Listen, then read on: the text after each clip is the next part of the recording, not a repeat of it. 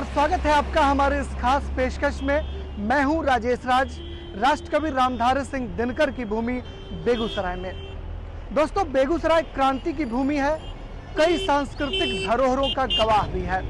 इन्हीं धरोहरों में एक नाम शुमार है कांवर झील पक्षी अभ्यारण्य का। लेकिन कांवर झील पक्षी अभ्यारण्य प्रायः अब सूख चली है और वहां पर मछुआरों के सामने और किसानों के सामने आजीविका का संकट उत्पन्न हो चला है। आज हम अपने इस खास कार्यक्रम में कांवर झील पक्षी अभ्यारण्य का लेंगे जायजा और करेंगे इसके लिए एक खास पड़ताल। तो आइए चलते हैं कांवर झील पक्षी विहार।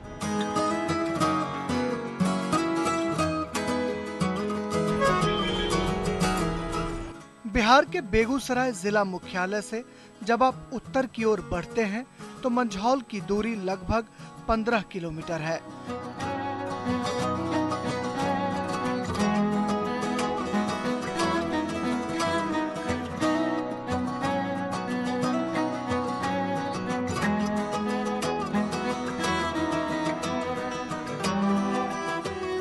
और मंझौल अनुमंडल मुख्यालय से नित्यानंद चौक होते हुए कांवर झील पक्षी आश्रयणी तक पहुंचने में 6 किलोमीटर की यात्रा करनी होती है।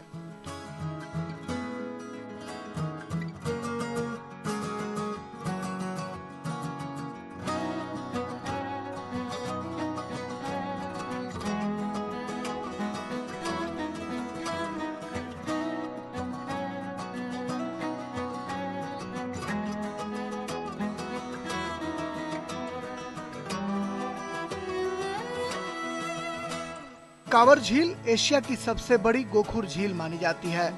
जानकारों की माने तो झील 14 कोस यानी तकरीबन 42 किलोमीटर की परिधि में है, जो पड़ोस के 2 जिलों समस्तीपुर और खगड़िया की सीमा को छूती है। सरकारी आंकड़े गवाही देते हैं कि लगभग 15,780 एकड़ भूभाग में झील का अस्तित्व है। मुख्य दर्शनीय और पर्यटक स्थल के रूप में मंझौल स्थित कांवर झील इलाके को ख्याति प्राप्त है। चारों ओर झील और उसके माथे पर सबसे ऊंचे टीलानुमा भाग में माता जयमंगला का भव्य मंदिर पाल वंशकालीन इतिहास की गाथा खुद बयां करती है। जब तक पक्षी विहार नहीं बनेगा कांवर झील, तब तक माँ की शोभा नहीं होगी। एक जमाना था जब कांवर झील में 100 किस्म के देसी और 155 से भी ज्यादा विदेशी प्रजाति की पक्षियां जाड़े के मौसम में विहार के लिए आती थीं। 7 समंदर पार से अक्टूबर के महीने में ऊंची उड़ान भरने वाली साइबेरियन पंछियां मार्च तक यहां प्रवास करती थीं, जहां झील में पाई जाने वाली छोटी मछलियां और झील के किनारे उगने वाले धान के दाने इनके मुख्य आहार होते थे। इस दौरान इनका जल विहार देखने लायक होता था। इन पंछियों के दीदार के लिए दूर दूर से लोग बाग आया करते थे। हर एक मंगलवार को जहां माता जयमंगला के दरबार में मेला लगता था, वहीं 1 जनवरी को पिकनिक मनाने के लिए कांवर झील का लोग रुख किया करते थे और पक्षियों का शिकार भी करते थे। लेकिन कालांतर में तत्कालीन जिलाधिकारी रामसेवक शर्मा ने 1986 में इसे प्रतिबंधित क्षेत्र घोषित कर पक्षियों के शिकार पर रोक लगा दी। जयमंगलागढ़ का मंदिर, तो वहाँ में गया था और वहाँ से जब लौट रहा था तो मैंने मंझौल जो मार्केट पड़ता है बेगूसराय के लिए आप मुड़ते हैं, तो उस वक्त मैंने देखा कि वहाँ बहुत सारे पक्षी बिक रहे हैं। वहाँ पे लोग उल्टा करके पक्षियों को हाथ में लटकाए हुए या डंडे पर लटकाए हुए। तो एक तो बड़ा क्रूअल सा लगा कि ये बहुत अजीब सी बात है। दूसरे नंबर मैं सोचता था कि मुर्गी वगैरह तो बिकती हैं, लेकिन ये पक्षी कहाँ से बिकते हैं। तो फिर मैंने पता लगा कि ये पक्षियों का शिकार कांवर लेक में होता है और वहीं से लोग मार मार के पक्षियों को लाते हैं। तो धीरे धीरे क्या हो रहा था कि जो साइबेरियन क्रेन्स और जो बाकी पक्षी बाहर से आते थे उनको लोग मार रहे हैं और उनका शिकार कर रहे हैं। तो ये सभी दृष्टिकोण से मुझे लगा कि बहुत ख़राब व्यवस्था है। तो मैंने वहाँ पर उसमें पक्षियों के शिकार पर रोक लगाई, उसके क्रय विक्रय पर भी हाट में रोक लगाई। कुछ लोगों की रोजी रोटी जरूर प्रभावित हुई, लेकिन कुल मिलाकर अच्छा प्रभाव पड़ा। झील के अनुपम संसार में कोसों कोस तक लबालब भरा पानी, उसमें कमल के फूल झील की खूबसूरती में 4 चांद लगाते हैं। महालय और कोचाले वाले इलाके में पानी की बहुलता है तो पूरन के पत्ते हरे भरे हैं। हरे पात पर पानी बर्फ के टुकड़े की तरह तैरता है। हरा पीला सा जलीय पौधा जिसे लोग सिमार कहते हैं, यह पक्षियों के प्रिय भोजन होते हैं। लेकिन ये कांवर झील का गुजरा हुआ जमाना है। लाखों पक्षियों का कलरव देखने वाली आंखों के सामने सूखा पसरा है। हमारी आंखों में आंसू है, पर झील की कोख का पानी सूख चुका है। हम कांवर की गोद में आकर लुप्त होते एक ऐतिहासिक झील और पक्षी विहार के पक्षियों की खोज में जुटे हैं। कांवर के भीतर आकर कांवर की खोज, वाकई ये कैसी खोज है? पानी के बिना झील का यथार्थ क्या होगा, और झील के बिना पक्षी विहार?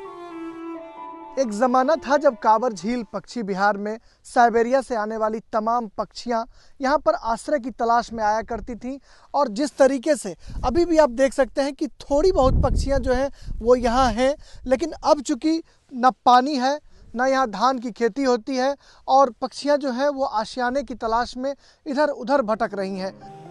पड़ताल के क्रम में हमारी मुलाकात होती है कांवर की माटी में जन्मे और पले बढ़े अली हुसैन से। अली पक्षियों का नाम जब धराधर अंग्रेजी में बताने लगे तो किसी को ये अंदाजा भी नहीं लगा कि वो निरक्षर हैं। इग्रेट में से large egret, medium egret, कैटिल egret, little egret. ये जानकर आप भी खा गए ना गच्चा, लेकिन यही हकीकत है। अली पहले पक्षियों का शिकार करके अपने परिवार का गुजारा करते थे, अब पक्षियों के संरक्षक हैं और बॉम्बे नेचुरल हिस्ट्री सोसाइटी में भी लंबे अरसे तक काम कर चुके हैं। हुआ यूं कि 70 के दशक में मशहूर पक्षी वैज्ञानिक सलीम अली कांवर झील में अध्ययन के लिए आए थे। सलीम अली ने अली हुसैन से पक्षियों के पैर में छल्ला पहनवाया, और वो पक्षियां जब साइबेरिया में पाई गईं, तब इस झील की प्रामाणिकता बढ़ी और इसे वैज्ञानिक आधार मिला। फिर सलीम अली ने जब इसे पक्षियों का स्वर्ग बताया तो सरकार ने 1989 में गजट निकाला और इसे पक्षी अभ्यारण्य बनाने की घोषणा कर डाली। लेकिन अब तक इस दिशा में कोई ठोस प्रयास नहीं हो पाए हैं। माइग्रेटरी पक्षी यहाँ आते हैं तो अक्टूबर से आ जाते हैं। अक्टूबर से आकर उसके बाद जैसे अगर कि यही माने रहते हैं, लाखों करोड़ों संख्या में रहते थे, लेकिन अभी पानी नहीं है तो अभी पक्षी नहीं है। पानी का रहना निहायत ही ज़रूरी है, इसलिए कि पानी अगर नहीं है तो पानी बिन सब कुछ सूना।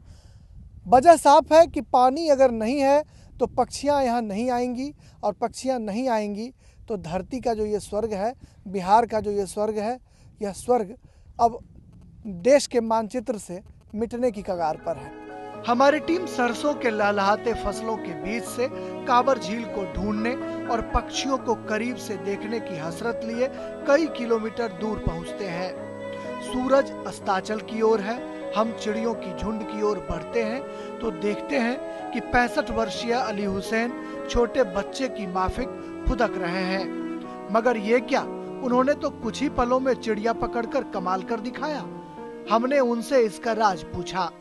पक्षियों के साथ आपका दिल का रिश्ता है, और आपने बहुत इतना दुर्लभ पक्षी बहुत आसानी से आपने पकड़ लिया। क्या है ये पक्षी, है क्या? ये पक्षी का नाम है व्हाइट ब्रेस्टेड केन फिशर, यानी मछली खाने वाले ये पक्षी है, और ऐसे माने इंसेक्ट भी खा लेते हैं। तो क्या अब ये जो है ये प्रजाति विलुप्त हो रही है या ये है अभी? ये भी बहुत कम मिल रहा है। 32 वर्ष पूर्व पहले सलीम अली आए थे तो हमको ले गए, तो उनकी साथ रहे तो पक्षी वो विशेषज्ञ बहुत बड़ा प्रेसिडेंट थे, और उनको साथ में माने साइंटिस्ट सब थे, तो उनको लगकर हमने माने पढ़े लिखे तो है नहीं, लेकिन अपना उन्हीं से सीखे। कांवर का कैरेक्टर कुछ ऐसा है कि झील में पानी का संचय महज वर्षा के पानी पर ही संभव है। बीते कई सालों में आई बाढ़ और सुखाड़ के कारण झील की असली प्रकृति नष्ट होती चली गई। मसलन पानी की जगह शिल्ट यानी गाद ने ले ली। इससे जमीन तो उपजाऊ हो गई, लेकिन बाहरी जलों के आगमन पर ग्रहण लग गया। नतीजा झील में पानी की जगह फसलें लहलहा रही हैं। ऐसे में किसान खेती करने का मोह नहीं छोड़ पा रहे हैं। जल प्लावित क्षेत्र, हालांकि मौसम की गड़बड़ी से अब तो वो भी परिवर्तित हो रहा है, तो परिवर्तित हो रहा, फिर भी यदि सरकार उसमें कोई वैकल्पिक व्यवस्था करती है पक्षी विहार के लिए तो उसमें हम लोगों को कोई एतराज नहीं है। लेकिन कृषि भूमि को जो है सरकार पक्षी विहार के नाम पे मत सरकार ये किसानों से वो छीने। सरसों, गन्ना, अरहर, मेंथौल और गेहूं की बम्पर फसल को देखकर किसानों का मन मचल रहा है। पिछले दिनों वन और पर्यावरण मंत्री सह राज्य के उप मुख्यमंत्री सुशील कुमार मोदी काबर झील के दौरे पर आए थे। उन्होंने 1989 में हुए गजट का हवाला देते हुए सूखी काबर झील में प्राण फूंकने के लिए बूढ़ी गंडक से पानी लाकर उसे पुनर्जीवित करने की बात कही। इसी आलोक में कलेक्टर बेगूसराय ने नोटिफाइड एरिया के अंतर्गत आने वाली जमीन की खरीद बिक्री पर रोक लगा दी। गंडक नदी से कनाल के थ्रू जोड़कर उसको फिर से सिंचित करने का योजना तैयार किया जा रहा है। वाइल्ड लाइफ प्रोटेक्शन एक्ट में सेक्शन 20 के तहत किसी भी तरह का नया राइट क्रिएट नहीं किया जा सकता है अगर कोई एरिया नोटिफाई हो जाती है तो उसी के तहत उसके रजिस्ट्रेशन और खरीद बिक्री पे रोक लगाया गया है। लेकिन अभी एक्वायर करने के लिए सरकार की तरफ से कोई प्रपोजल नहीं है। ज़मीन किसानों की ही रहेगी लेकिन उसको खरीद बेच नहीं सकते हैं। फिर क्या था, किसान सड़कों पर उतर आए। काबर बचाओ संघर्ष समिति के बैनर तले आंदोलन शुरू हो गया।